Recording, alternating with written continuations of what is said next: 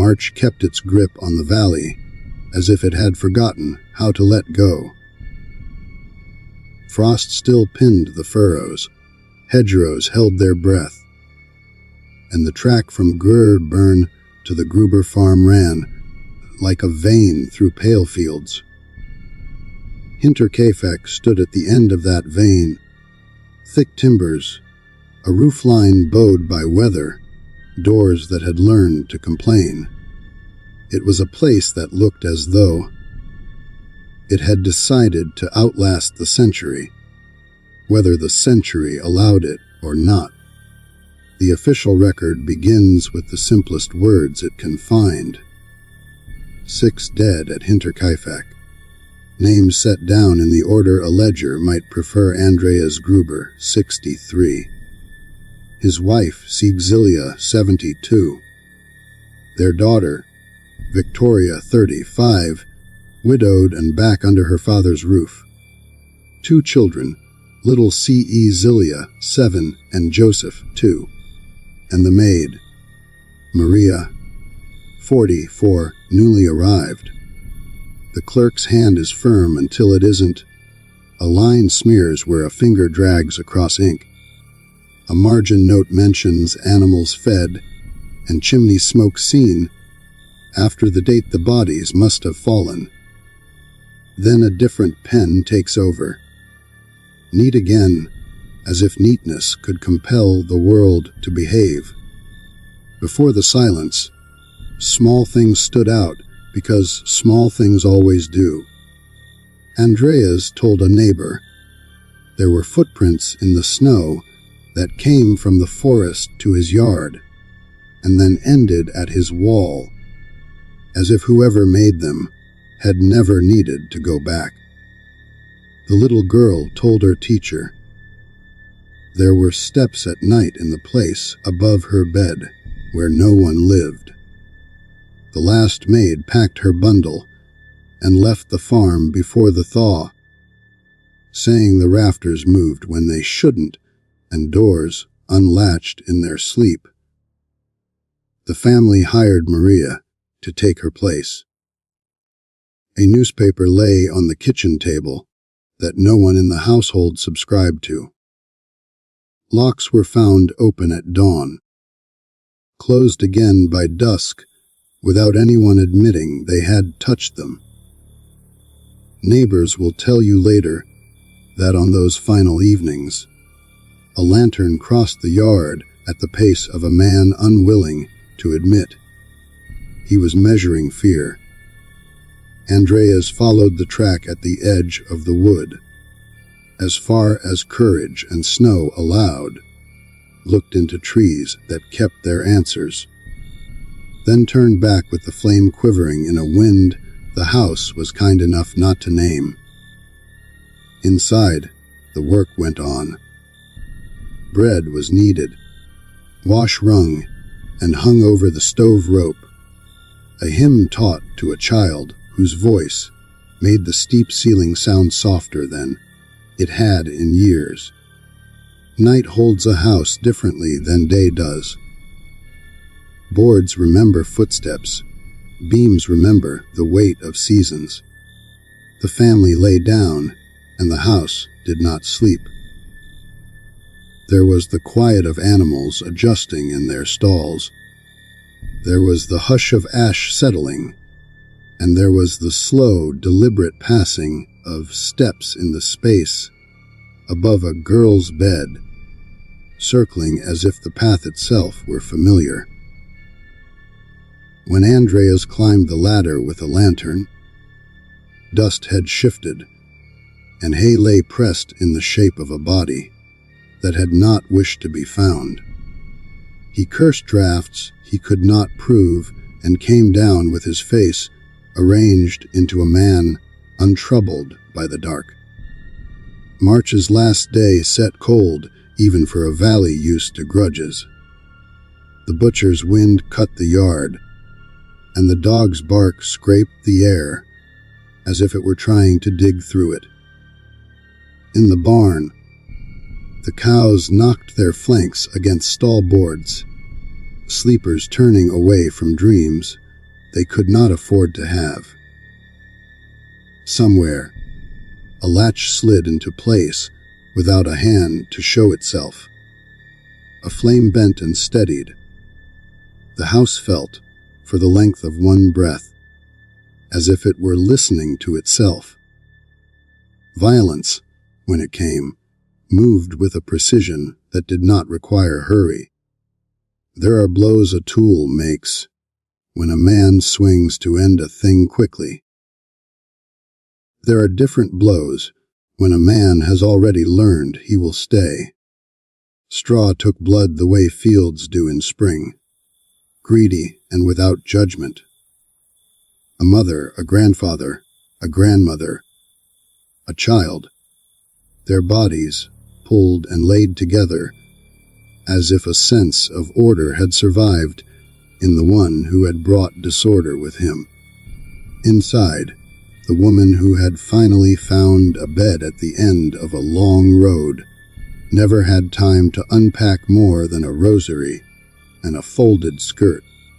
The littlest boy did not cry because there was no time for crying either. Then the ordinary began again, which is what makes people look away at first and then never stop looking back. The stove was kept, bread was cut, the clock was wound until its tick filled rooms like a soft nail into wood. Animals were watered and fed according to the hour they expected. The dog barked, pleaded, paced, was hushed, barked again. Smoke climbed the chimney in a way that told any passerby not to worry. Bed sheets bore the print of a weight no family member could make. The house held the shape of life, and in holding it, taught nearby eyes not to see what was missing. 4 days like this. Spring loosened the ground at the edges of the yard. Ruts in the track softened. Crows made their slow half, circles because that is what crows do. A postman left a parcel and heard the small shift of something just inside the door, the ordinary sound a person makes when he stands and chooses not to be seen. A neighbor with a cart noticed the dog's chain drawn short and the way the animal's ribs showed like old fence slats, and he told himself the family must be elsewhere on the acreage. Another heard a grinder rasp at dawn and felt grateful the house was busy. Grateful not to have to call out. Grateful the world makes excuses for the things it cannot bear to answer. On the 5th day, gratefulness frayed. The track took feet toward the door. Men knocked and waited, knocked louder, lifted the latch, called names that did not return, and set themselves to forcing what would not yield in a clean way. The barn gave first, for each body found. Straw rose and fell like breath that had been taken in and not let go. A lantern, its wick tampered down to last as long as patience, still glowed so faintly that the light hurt more than darkness. In the house, a knife stood in the bread where a hand had left it mid-cut. A basin of water stilled very slowly, film over its skin like a sleep trying to happen. Victoria's Bible lay open to a psalm that asks for a table in a wilderness. Any table, any wilderness.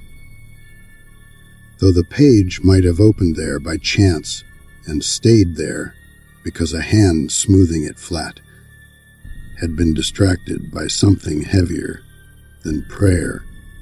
The file takes over for a while here because men in uniforms must make columns to keep their world from spilling. Measurements, positions times. The likely instrument, a short, handled mattock or a comparable farm tool, and the absence of that tool anywhere a constable could set a boot. Attic board scuffed, hay tamped, a corner where bread crusts, and an old issue of a newspaper no one on the farm subscribed to had turned themselves into a bed for a man who meant to leave no trace of himself except his absence. The dog alive, wild around the eyes, rope worn, whimpering as if sound were the only tool left to teeth. No money missing. A little jewelry, nothing looted as if one had driven a hand. Nothing delicate broken by accident. Care, after carelessness of the biggest kind. A clock wound, and wound until time itself seemed to be kept hostage. The valley named suspects, because valleys must. Names fell out of mouths the way stones fall out of a wall that has lost its frost. A widower who had courted Victoria, and called the little boy his own in one breath, and denied him in the next. A farmhand who carried grudges, like other men carry tobacco. A soldier who had slipped home, a different person than the one who went to war. Each name made sense for an evening, and then made no sense at all when someone asked, in a tired voice, who had fed the cows, who had sliced the bread, who had wound the clock, who had slept where a baby had slept, and left the imprint of a different life on the mattress. No faces were named in the end. Only facts were kept. Even they looked at one another like strangers at the end of a long day. The farm was pulled down later to keep gawkers from prying straw for talismans. The well was boarded tight. The dog was taken somewhere else to learn a quieter world. Paper was filed into boxes that would be opened and closed again by hands that had their own fields to tend. The valley put its shoulder back into living. Memory does not. It never learns how. I kept quiet where gentlemen in black coats needed me to speak, and I talked where nobody asked and nobody could help. That's how a man wrecks himself, without breaking anything you can see. At night I walked home with my lantern and listened for boots I could swear were not mine. When I stopped, they stopped. When I started, they kept half. Time with me like an echo that had chosen not to understand the laws of sound. I lay in my bed and stared at a ceiling that did not belong to me and tried, with all the prayer I could pinch together, not to hear the measure of footsteps above it. There are steps the house makes when it warms after a day of cold.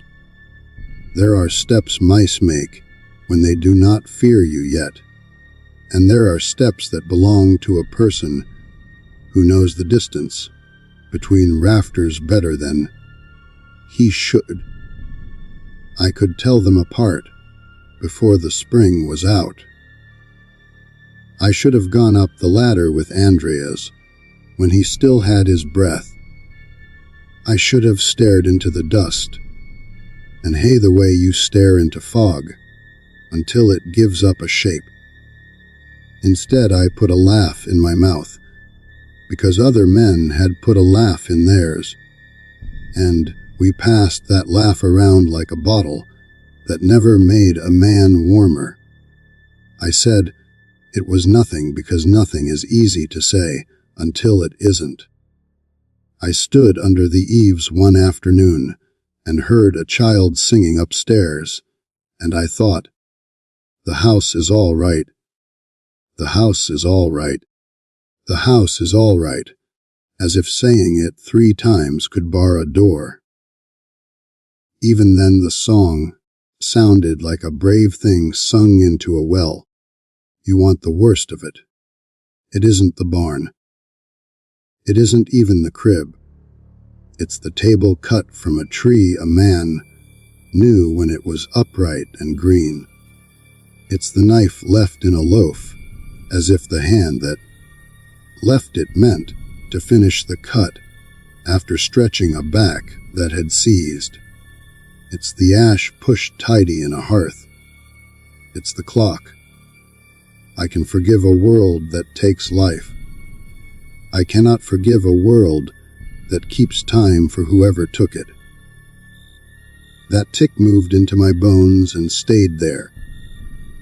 Some nights I woke and believed I heard it in my room, though I had never owned a clock that needed winding. I bought one to test myself, and it made no difference at all. The village tried to clean itself by talking. You can't scrub blood out of earth with talk.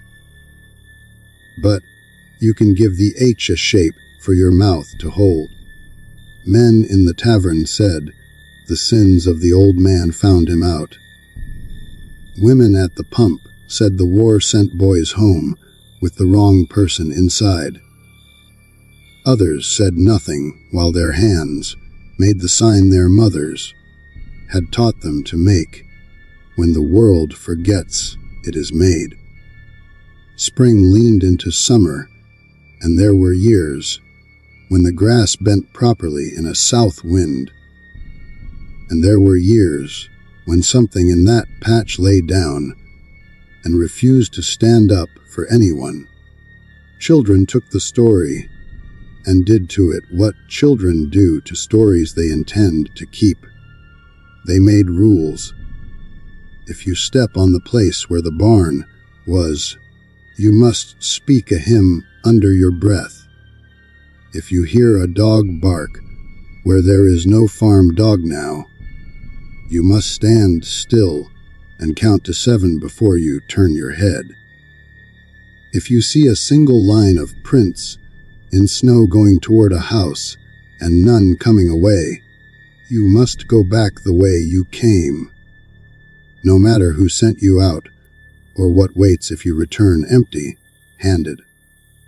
They broke these rules in October, when the sky is at its bravest, and paid for it in December, when night shows itself to be the only sovereign left.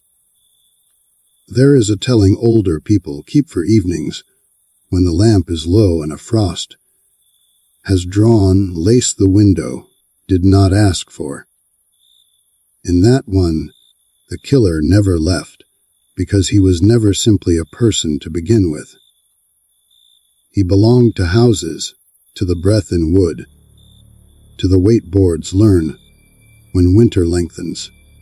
He lives in rafters where men store the things they do not want to remember until they must. If you build fresh on that ground, you will hear him cross to greet you the way a neighbor crosses, to see if new folk are worth the greeting. You can sell timber and cart stone, and even smooth the scar where a foundation held its shape longer than it needed to. You cannot tear down weight. Another telling is kinder and worse. A man did it, they say. A man who came out of a war with every good line in him, pulled crooked. He found a place above warm animals and slept there, because he could not sleep where language lived. And he kept to beams because beams do not ask you questions. When hunger and the other thing, the thing that makes a hand stray from itself, climbed down the ladder, he climbed after them. He did what the other thing told him to do, and then he grew frightened of the quiet and fed and slept and kept time until he could stand the quiet again, or until the quiet stood him. They say he still walks where the attic would be if the attic were still there. If you feel company, where you know you are alone. You have met him. He will not show himself. There is no face useful to a story like that. There is a third telling no one likes, because it refuses to make anything tidy, not even sorrow. The land asked, it says, the way a drought asks for water, the way a field asks for seed or rest, the way a people ask their gods to turn toward them. Only this asking is older than any of those. The farm took, and then pretended nothing had happened.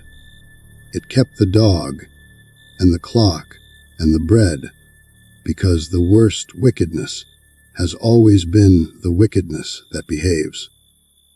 No matter which version you hear, or which one you throw back into the fire, so the sparks can vote on it. Certain small truths keep circling like crows too lazy to look for other air. A child said there were steps above her bed. Adults taught her to call them wind, and then stopped correcting her left alone. Prints came out of trees and went to a wall and did not go back to trees. A maid put down a rosary and a folded skirt and died before she could make the sign she meant to make to thank a roof for its shelter. A knife stood in a loaf because a hand was lost in its own thoughts and then was lost to thought. A clock ticked through it all because time has bad manners and does not know when to step outside. The farm is gone because men took it away to keep others from taking it piece by piece for luck and for warning. The ground does a good job of pretending it forgot. In certain light, it holds green like other places do, and in certain light it refuses. A plow once struck something soft, and not soft at the same time, and the man who struck it put the earth back with his hands, and never turned that furrow again, though it cost him money to go around it every spring. Cattle balk at the boundary in a way that makes jokes thin. They will cross for grain because hunger is honest, but they cross with their ears laid back and their eyes turned wrong. If you stand there too long at dusk, when gray is the only color left and the first star is not yet confident enough to show itself, you will hear the creak before you see it, and you will not hear it at all at the same time. You will put your hand on your own chest to be sure the ticking you notice belongs to you, and not to a kitchen far away that never learned how to stop. You will tell yourself to go home, and you will be sensible enough to listen. You will take 3 steps and hear a 4th that does not belong to you. You will tell yourself it is the sound your last step made late. You will take 5 and you will hear 6. You will stop. The world will do the small thing it always does for mercy at the end of courage. It will give you wind. You will say out loud, "That is wind," and you will be right, and it will be a right that saves you. When anyone asks you what Hinterkaifeck was, you will start where the file started, because a person needs something square to put a bowl on. A date at the end of March when winter had overstayed. A farm at the end of a track. 6 names. Footprints that went in and did not come out. A house that pretended it was unchanged long enough to fool neighbors who wanted to be fooled. You will end where the story ends, when it is tired of walking and wants to sit down. A girl's whisper about a place above her bed. where steps do not belong. The rest will arrange itself between those two poles like a wire that catches light at midday and vanishes at night. If you go there, do not step where the barn used to be without looking first to see if the grass is doing what grass should do. If you hear a dog that does not belong to anyone barking on a wind that does not come from a direction you can point to, stand still and count, not because counting helps, but because you need something to do with your mouth, besides say a name you do not want to say. If you find yourself saying a hymn and not knowing when you started, finish it. There is no sense leaving a thing like that unfinished. March holds what it holds until it is ready to hand it over. The fields still with frost, as if spring had been kept away. 6 names written down, because names deserve to be written, even when they are carried away from themselves. Smoke that says, nothing to see, we are home, we are alive, we are eating the bread the woman cut for us just now. Steps above a child's bed. Steps no one can prove until everything that can be proved is already finished. Footprints from the forest. No returning prints. A clock that did not learn when to stop. And the quiet afterward, which is the only honest thing any story can promise you. Walking behind you at a distance, your body was built to notice.